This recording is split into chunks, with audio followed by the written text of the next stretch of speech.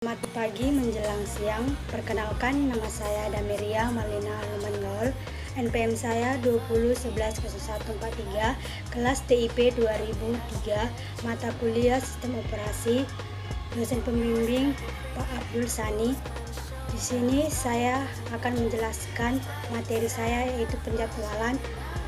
Presentasi ini diadakan untuk melakukan UTS saya. Tunggu materi atau penjelasan saya ya. Dadah. Saya akan menjelaskan materi saya, yaitu penjadwalan. Penjadwalan adalah suatu kumpulan kebijaksanaan dan mekanisme di sistem operasi yang berkaitan dengan urutan kerja yang dilakukan sistem komputer. Penjadwalan ini bertugas untuk memutuskan proses yang harus berjalan, kapan dan selama kapan proses berjalannya sistem komputer tersebut. Adapun kriteria untuk mengukur dan optimasi kinerja penjadwalan yaitu adil, 2. Efisiensi, 3. Waktu tanggap, 4. Turnaround time, 5. Throughput. Di mana yang 5 tadi saya akan menjelaskan sedikit, yaitu pertama adil atau fairness, yang artinya mendapatkan jatah waktu layanan pemproses yang sama dan tidak ada proses yang tidak kebagian layanan pemprosesan sehingga mengalami starvation. Terus yang kedua efisiensi ini dimaksud seperti dengan menghitung atau perbandingan waktu si pemrosesan dengan total waktu operasi sistem komputer itu bekerja atau di keseluruhan penjadwalan tersebut, dan menjaga agar pemrosesan tetap dalam keadaan sibuk sehingga efisiensi sistem komputer mencapai nilai maksimum. Waktu tanggap berbeda untuk sistem interaktif. Waktu yang dihabiskan dari saat karakter terakhir dari perintah dimasukkan oleh program atau transaksi sampai hasil pertama muncul di perangkat masukan keluaran seperti layar terminal. Terus yang keduanya sistem waktu nyata atau real time. Pada waktu nyata, waktu tanggapan didefinisikan sebagai waktu dari saat kemunculan suatu kejadian atau internal dan eksternal.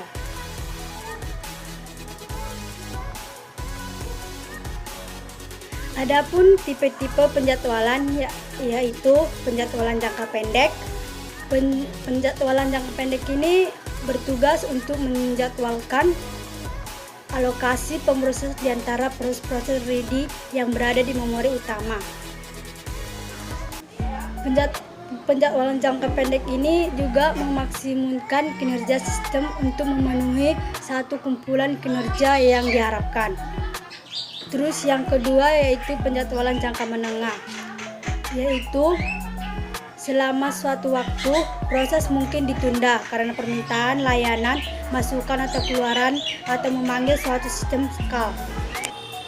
Penjadwalan jangka menengah bertugas untuk menangani proses sweeping, proses yang mempunyai kepentingan kecil saat itu adalah proses yang tertunda. Tetapi begitu kondisi yang membuat proses tertunda hilang dan proses dimasukkan kembali ke memori utama dan ready.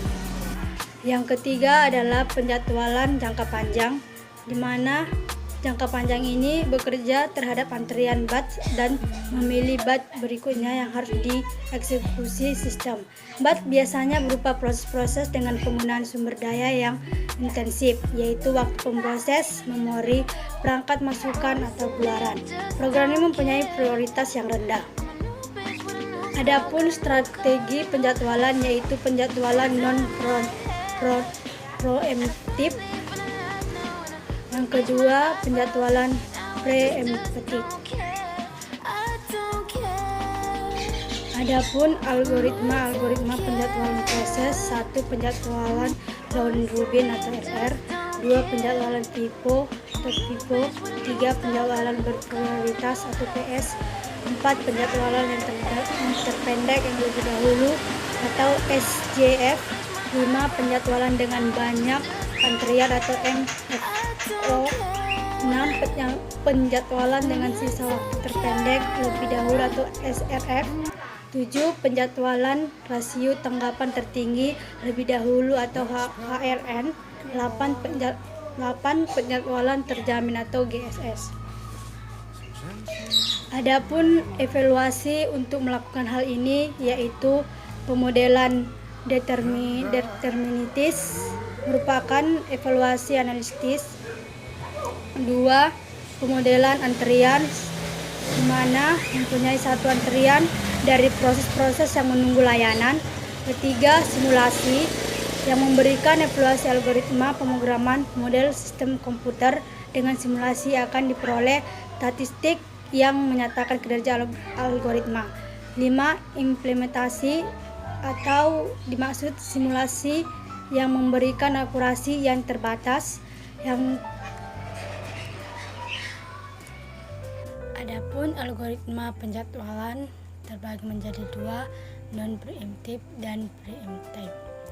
Di non-preemptive ini terbagi menjadi 2 lagi, yaitu first come first served atau FCFS, dan kedua shortest job first atau SJF. Dan preemptive juga terbagi menjadi 2, yaitu preemptive solving dan long problem solving. First come first served atau FCFS ini disebut juga sebagai FIFO yang merupakan penjadwalan tak berprioritas. Terus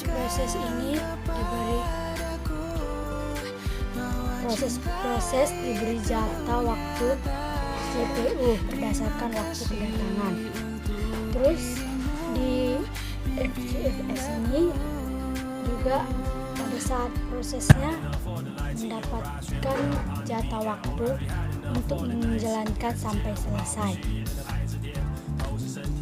Di mana contoh FCFS ini dibuat seperti tabel, yaitu pertama proses urutan waktu kedatangan. Misalnya di proses ini dibuat P1, urutannya juga 1 dan waktunya 24, kedatangannya 0, dan diselesaikan dengan jalan penjadwalan P kuadrat B1 sama dengan 0 dan P2 sama dengan 24 dan 27 dan P3 dengan 3 dan 1. Waktu tunggunya yang P1 tadi kan sama dengan 0 dan P2 itu tadi 24 dan P3 sama dengan 27. Jadi waktu tunggu rata-ratanya 0 tambah 24 tambah 27 dibagi yang 3 tadi, yang P3, jadi sama dengan 17. Adapun kelemahannya yaitu waiting time, rata-ratanya cukup lama. Terus terjadinya conflict effects, yaitu proses menunggu lama untuk memproses besar yang sedang dieksekusi oleh CPU. Dan shortest job first scheduler atau SJF tadi adalah memproses waktu yang udah dieksekusi yang tersingkat dan kebutuhan waktunya eksekusi juga, dan harus diketahui terlebih dahulu supaya optimal semua job yang tersedia pada waktu yang sama tersebut. Round robin scheduling ini artinya setiap proses memperoleh alokasi waktu CPU dalam kuantum waktu, biasanya 10 sampai 100 ms, yaitu menggunakan time sharing. Dan setelah kuantum waktu waktunya lewat, proses yang akan ditunda dan dimasukkan ke belakang antrean lagi. Strategi penjadwalan terbagi menjadi dua, yaitu penjadwalan non-preemptive atau time to completion, yang artinya adalah di mana proses diberi jangka waktu untuk berproses, maka proses yang tidak dapat diambil oleh proses lain sampai proses itu selesai. Terus yang kedua itu penjadwalan preemptive, yang artinya di mana proses diberi jangka waktu memproses, maka pemproses dapat diambil oleh proses lain, sehingga proses di sela-sela sebelum selesai dan harus dilanjutkan menurut jangka waktu pemproses tiba kembali pada proses itu. Maksudnya kalau misalnya kita melakukan kayak di pendaftaran masuk kuliah gitu, kalau misalnya kita mau ada yang kurang, kita bisa mengambilnya atau datang untuk yang besoknya seperti itu. Terus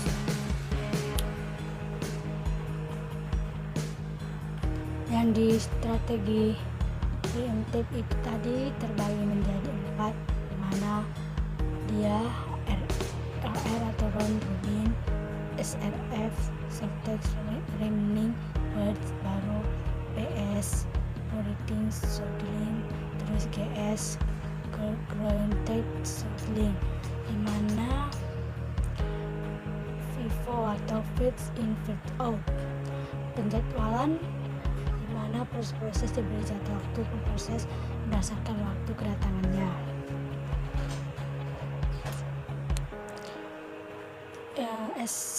SJF subtext job first, penjadwalan ini disebut penjadwalan dengan waktu terpendek yang duluan.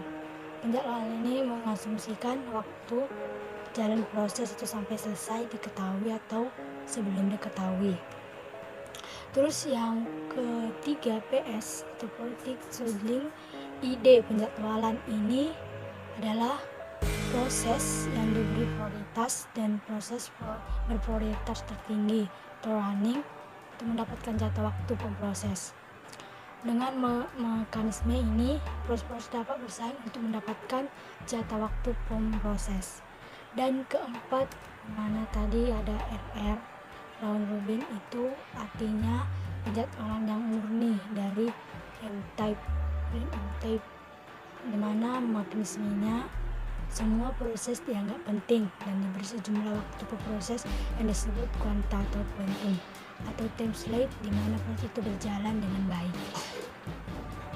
Ketentuan algoritma round robin ini adalah jika kuantan habis dan belum selesai, maka pemproses dialihkan ke proses lain. Terus yang kedua, jika kuantan belum habis tapi proses telah selesai, maka proses dialihkan ke proses yang lain. Terus yang SRF subtext remaining words artinya adalah penjadwalan dengan sisa waktu yang terpendek duluan untuk dilakukan, dan kelengkapan dan pengembangan algoritma SJF ini atau algoritma SJF adalah penjadwalan non-preemptive. Sedangkan algoritma CRF adalah preemptive yang berguna untuk time sharing. Pada CRF, proses dengan sisa waktu jalan yang diestimasikan terendah.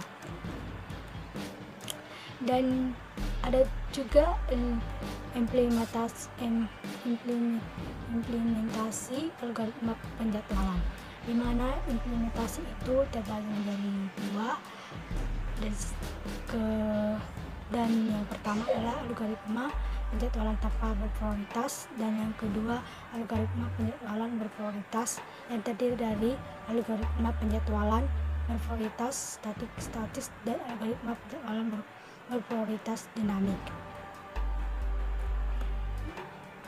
Adapun kriteria penilaian penjadwalan yaitu fairness atau penjadwalan FIFO adil dalam arti resmi, efisiensi FIFO sangat efisien dalam penggunaan pemproses, waktu tanggap penjadwalan sangat tidak memuaskan karena proses dapat menunggu lama dan throughput penjadwalan Vivo tidak bagus.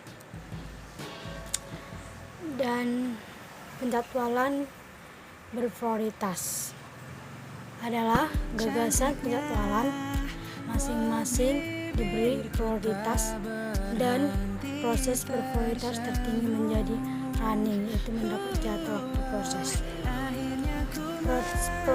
Prioritas statis atau status prioritas tak berubah. Keunggulannya mudah diimplementasikan dan mempunyai overhead relatif kecil. Kelemahannya, penjadwalan prioritas statis tidak dianggap perubahan lingkungan yang mungkin menghendaki penyesuaian prioritas. Prioritas dinamis atau dinamik prioritas mekanisme menangani perubahan lingkungan sistem saat beroperasi di lingkungan nyata. Prioritas awal yang diberikan ke proses mungkin hanya berumur pendek. Keunggulannya, waktu tanggap sistem yang bagus. Kelemahan, implementasi mekanisme prioritas dinamis lebih kompleks dan mempunyai overhead lebih besar dibanding mekanisme prioritas statis. Contoh penjadwalan prioritas adalah banyak operasi masukan atau keluaran dan menghasilkan kebanyakan waktu proses untuk menunggu selesainya operasi masukan atau keluaran. Proses demikian disebut input atau output bound process. Proses ini dapat diberi prioritas sangat tinggi sehingga begitu proses memerlukan pemprosesan.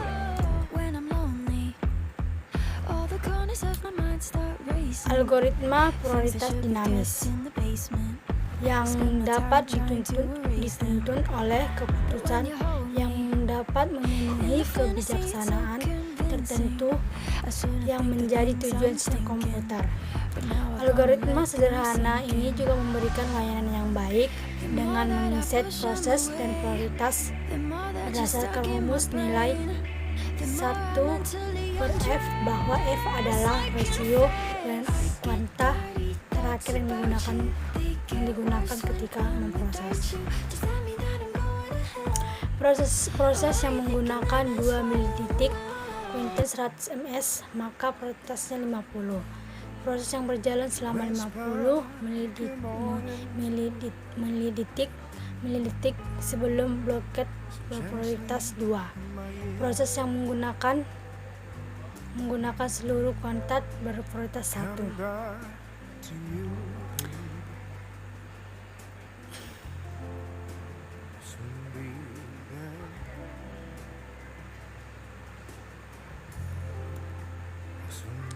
Penjadwalan dengan banyak antrian atau MFQ.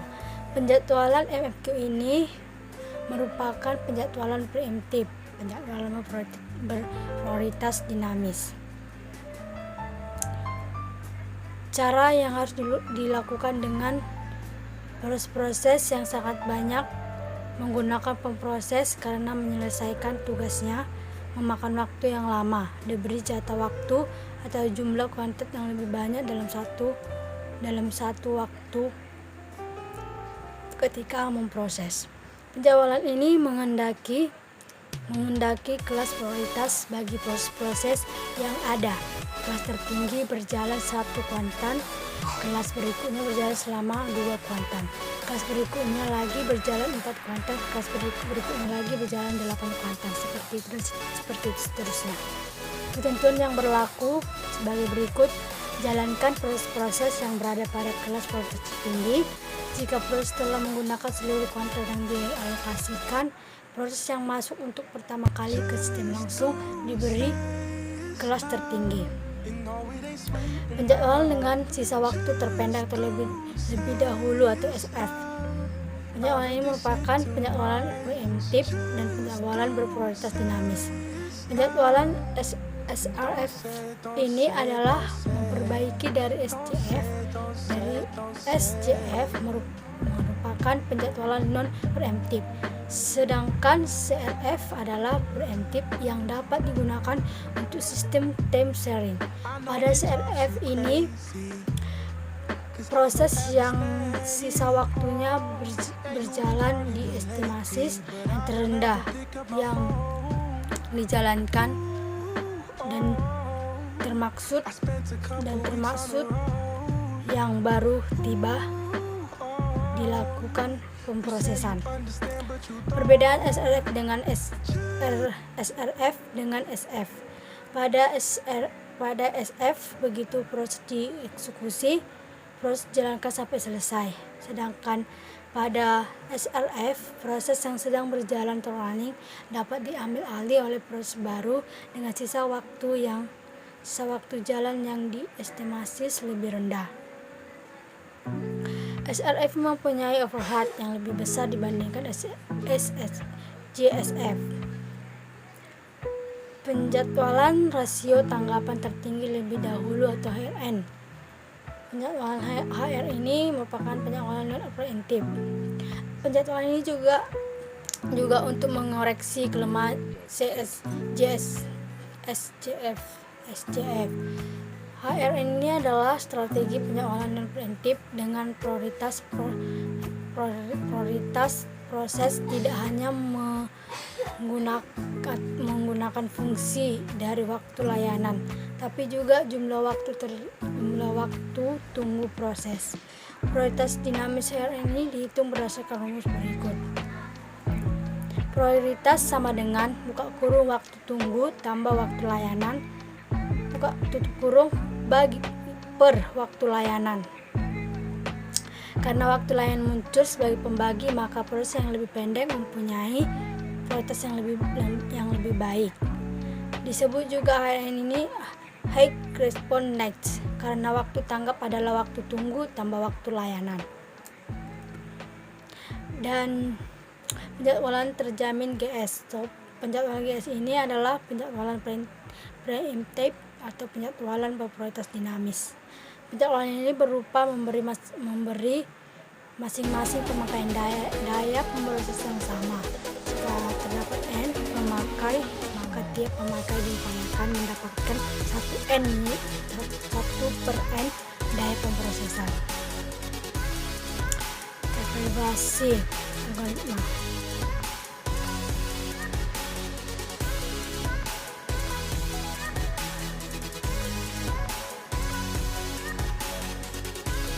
Adapun metode evaluasi untuk melakukan hal-hal yang beragam algoritma itu 1. Pemodelan deterministis merupakan evaluasi analitis. Evaluasi analitis ini menggunakan algoritma dan beban kerja sistem untuk menghasilkan satu rumus atau angka yang merumuskan kinerja algoritma untuk beban kerja tersebut. Pemodelan deterministis ini menggunakan satu beban kerja yang tertentu yang telah ditentukan dan mendefinisikan kinerja algoritma untuk beban kerja itu tersebut. Pemodelan antrian ini adalah masing-masing pelayanan mempunyai satu jaringan pelayanan atau servis tersebut. Masing-masing pelayanan ini mempunyai satu antrian dari proses yang menunggu layanan.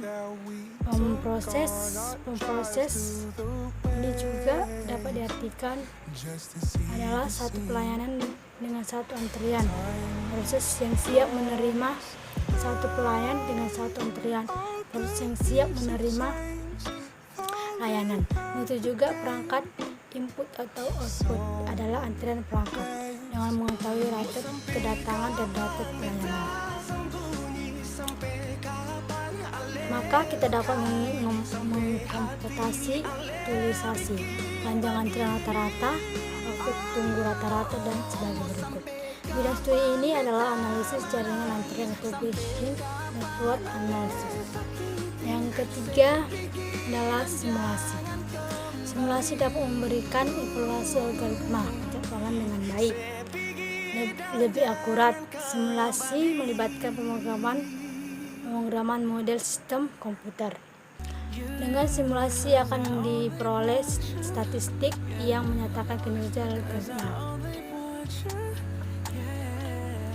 Terus yang keempat, implementasi. Simulasi pun hanya memberikan akurat yang terbatas. Satu-satunya cara paling akurat dapat mengevaluasi algoritma penjadwalan untuk mengimplementasikannya, menjalankan pada sistem nyata dan melihatnya bekerja. Pendekatan ini adalah menjalankan algoritma nyata di sistem nyata untuk keperluan evaluasi pada beban atau kondisi operasi yang nyata. Maksudnya kalau misalnya kita seperti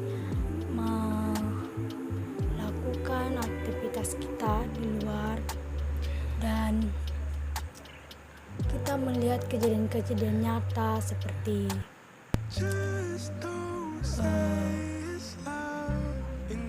yang terlihat di depan mata kita, seperti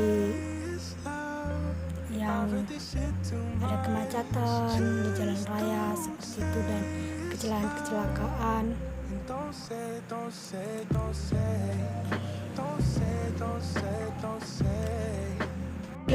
Sekian begitu saja penjelasan dari materi saya penjadwalan.